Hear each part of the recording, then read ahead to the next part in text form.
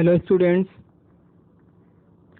Dear students, पिछली class में isotope isobar की स्टडी की गई थी। अब इसके बाद इस सेकेंड चैप्टर में 11th के एटॉमिक स्ट्रक्चर में नेक्स्ट टॉपिक है हमारा quantum numbers. What is the quantum numbers? ठीक है, तो क्वांटम नंबर को कॉमनली एक नाम दिया जाता है, ये इस टर्म को आप याद भी रखेंगे कि इसको कहा जाता है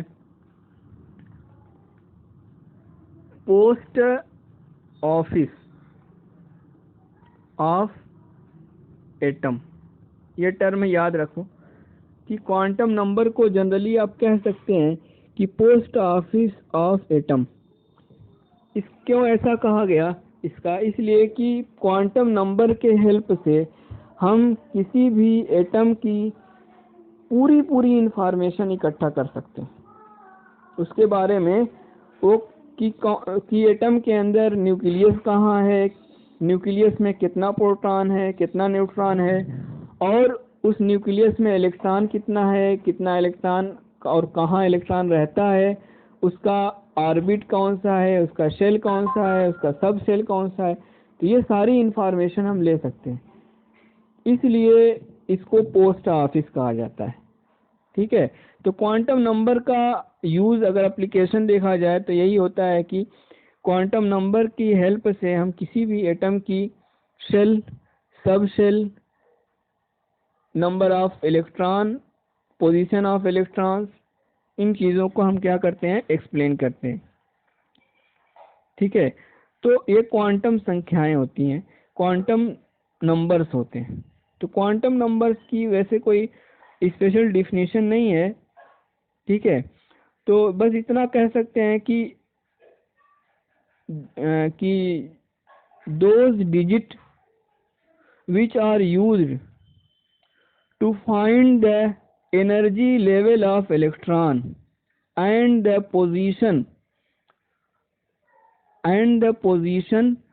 of electron is called quantum number। आप कह सकते हैं कि those numbers which are used to find the energy level of electron या energy of electron and their position in the atom is called quantum number।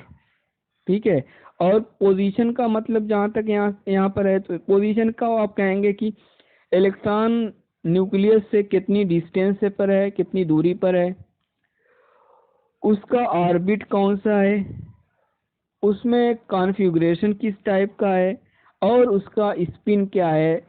तो किसी भी atom में इलेक्ट्रॉन की स्पिन दो तरह की होती है आमतौर पर, एक होती है क्लॉकवाइज स्पिन और एक होती है एंटी क्लॉकवाइज स्पिन।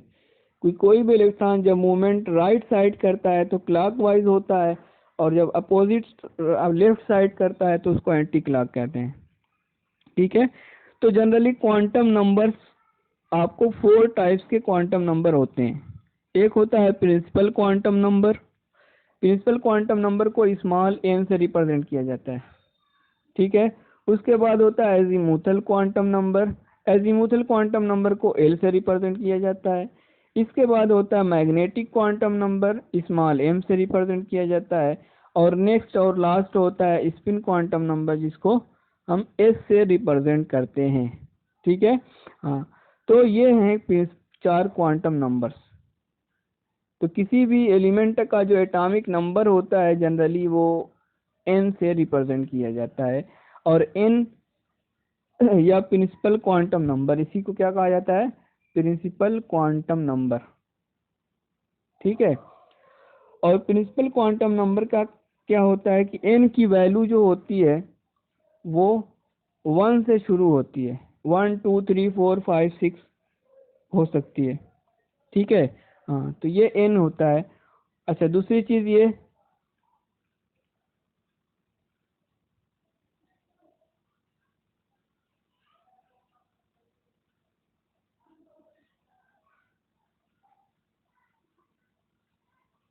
कि प्रिंसिपल क्वांटम नंबर शेल को रिप्रेजेंट करता है। किसको? शेल को रिप्रेजेंट करता है। आप जानते हैं बोर्स एटॉमिक मॉडल में मैंने बताया था कि किसी भी एटम में कई सेल होते हैं, जैसे के, एल, एम और एन। इसके लिए एन की वैल्यू अगर देखा जाए तो इसके लिए 1 होती है, एल के लिए 2 होती है, एम के लिए 3 होती है और एन के लिए 4 होती है। ठीक है। हाँ, तो ये इन चीज़ों को प्रिंसिपल क्वांटम नंबर क्या करता है, रिप्रेजेंट करता है। हाँ, कि सेल को किसी भी कोई भी एलिमेंट जो है उसके अंदर कितने सेल हैं, उस चीज़ को रिप्रेजेंट करता है। और किस सेल में इलेक्ट्रॉन, कौन सा इलेक्ट्रॉन किस सेल में है, इस चीज़ का भी पता लगाने के लिए आपको प्रिंसिपल क्वांटम नंबर का यूज़ करना पड़ता है। ठीक है। हाँ, तो ये चार्जेस के साथ इसको एक्सप्लेन किया जाता है। जैसे मैं कहूँ कि यहाँ पर 3D, तो यहाँ पर जो 3 है ये क्या है, n की वैल्यू है। इसी तरह से अगर हम कहें कि 7, मान लीजिए हम कह रहे हैं 7s, तो यहाँ पर 7 क्या है, प्रिंसिपल क्वांटम नंबर है। ठीक है। तो किसी भी एलिमेंट का जो लेफ्ट साइड में, जो इलेक्ट्रॉनिक कॉन्फ़िगरेशन में जो लेफ्ट साइड में डिजिट लिखी जाती है या एटॉमिक नंबर जो होता है वह उसका प्रिंसिपल क्वांटम नंबर होता है। ठीक है। इसके बाद आता है दूसरा, कौन सा मैंने बताया था, स्मॉल एल। और स्मॉल एल को कहा जाता है एजीमुथल क्वांटम नंबर। क्या कहते हैं, एजीमुथल क्वांटम नंबर।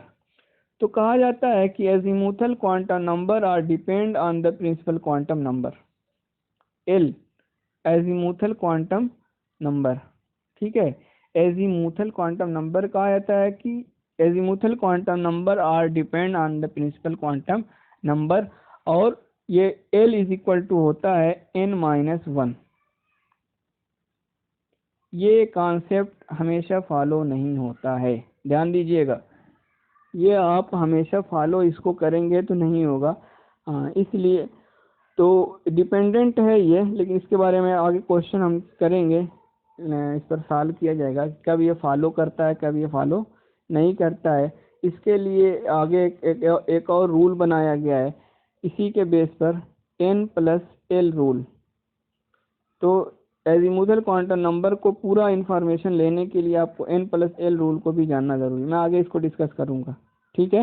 हाँ, तो एजीमुथल क्वांटम नंबर की जो वैल्यू होती है, एल की वैल्यू जो होती है, आप कह सकते हैं कि 0 से शुरू होती है, क्योंकि और एन की वैल्यू 1 से शुरू होती थी, इसका 0, 1, 2, 3 इस तरह से इसकी वैल्यू हो सकती है 0, 1, 2, 3। ठीक है। तो ये होता है एजीमुथल क्वांटम नंबर। इसके बाद आता है तीसरा, magnetic quantum number. Magnetic quantum number are dependent on the azimuthal quantum number small m। Magnetic quantum number are dependent on azimuthal quantum number, मतलब m की वैल्यू l पर डिपेंड करती है। m इज इक्वल टू होता है यहाँ पर +L2 -L।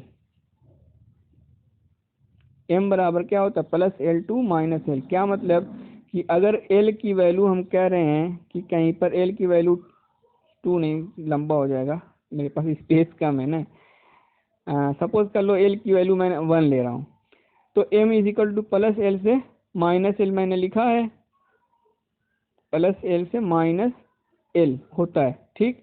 तो ये हो जाएगा, +L की जगह क्या लिखेंगे, l की वैल्यू 1 है तो एक बार पहले लिखेंगे +1, और इसको +L से -L जाना, इसका मतलब आपको डिक्रीजिंग ऑर्डर में जाना है, घटते हुए क्रम में, और एक बार में नहीं जाना। जैसे सीढ़ी चढ़ते हैं तो एक बार में छत पर नहीं चढ़ जाते, एक एक सीढ़ी। वो अलग बात है कि कोई बहुत तेजी में, बहुत जल्दी में हो तो 2-2, 3-3 सीढ़ी फलांग करके चला जाता है, तो हम उसकी बात कर रहे हैं जो एक एक सीढ़ी चढ़ता हो। ठीक है। तो इसको एक एक सीढ़ी चढ़ना भी है, एक एक सीढ़ी उतरना भी है। तो +L माना हो गया यहाँ पर, और उसके बाद +L से छोटा क्या होता है, एक एक सीढ़ी नीचे उतरिए, +L से छोटा या +1 से छोटा क्या होता है, 0। ठीक। आपको माइनस तक जाना है। अब 0 के बाद सबसे पहली 0 के बाद पहली सीढ़ी कौन सी आती है, -1। आपको कितना है वैल्यू, 1 है, +L से -L। तो +1 और -1 बीच में जो भी इनके बीच में जो आएगी उसको वैल्यू को आपके क्या करेंगे, फिल करेंगे। ठीक है, इसी तरह से चलो मैं एक बार और ले रहा हूँ, ये सॉरी आप इसको ले लें, 2 ले लें, मान लीजिए 2 ले लिए। अब इसके बाद +L से -L जाना है, तो इसका क्या हो जाएगा, +2, एक सीढ़ी नीचे जाओगे, +2 से छोटा क्या होता है, +1, एक सीढ़ी और नीचे जाओ, +1 से छोटा क्या होता है, 0। ठीक, इसके बाद 0 से छोटा -1, उससे छोटा -2, कितना करना है आपको, 2, तो +L से -L, समझ आया। तो इस तरह से मैग्नेटिक क्वांटम नंबर की वैल्यू जो होती है L पर डिपेंड करती है, मतलब एजीमुथल क्वांटम नंबर पर डिपेंड करती है। ठीक है, अच्छा तीसरी चीज, उसके बाद तीन हो गया, प्रिंसिपल मतलब N, मैग्नेटिक M हो गया, और एजीमुथल हो गया स्मॉल l। अब इसके बाद आपको नेक्स्ट और लास्ट है जो स्पिन क्वांटम नंबर मतलब S के लिए हमेशा 2 वैल्यू होती है। S = हो सकता है ±1/2, मतलब कि जैसे ऑर्बिटल होते हैं, अब मैं कह रहा हूँ कि 2p3, 1 2 3 2p3 मैं कह रहा हूँ कि मतलब कोई इलेक्ट्रॉनिक कॉन्फ़िगरेशन कर रहे हैं, आखिर में उसमें 2p3 आ रहा है, तो इलेक्ट्रॉन इस ऑर्बिटल में भरेंगे 1 2 3। तो जब ये तीर का निशान या एरो ऊपर की ओर होता है तो इसके लिए वैल्यू होती है +12, और अगर ये मैं इसको मान लीजिए कर ले रहा हूँ 2p3 की जगह मैं कर दे रहा हूँ इसको 2p4, तो 1 2 3 चौथा इलेक्ट्रॉन उल्टा भरा जाएगा, मतलब ऐसे भरा जाएगा तीर का निशान, तो इसके लिए वैल्यू होती है -1/2। तो S की वैल्यू 2 हो सकती है, +12 और -12। एक्चुअली ये है, प्लस का मतलब है कि क्लॉकवाइज डायरेक्शन, और माइनस का वैल्यू मतलब है कि एंटी क्लॉकवाइज डायरेक्शन। तो जब तीर का निशान ऊपर की ओर बनता है तो क्लॉकवाइज माना जाता है, और ये अगर उल्टा ऐसे बनेगा, नीचे की ओर बनेगा, तो एंटी क्लॉक माना जाएगा। ठीक है, ओके, कल इस पर एक आध 2 न्यूमेरिकल हम सॉल्व करेंगे। ठीक है, थैंक यू।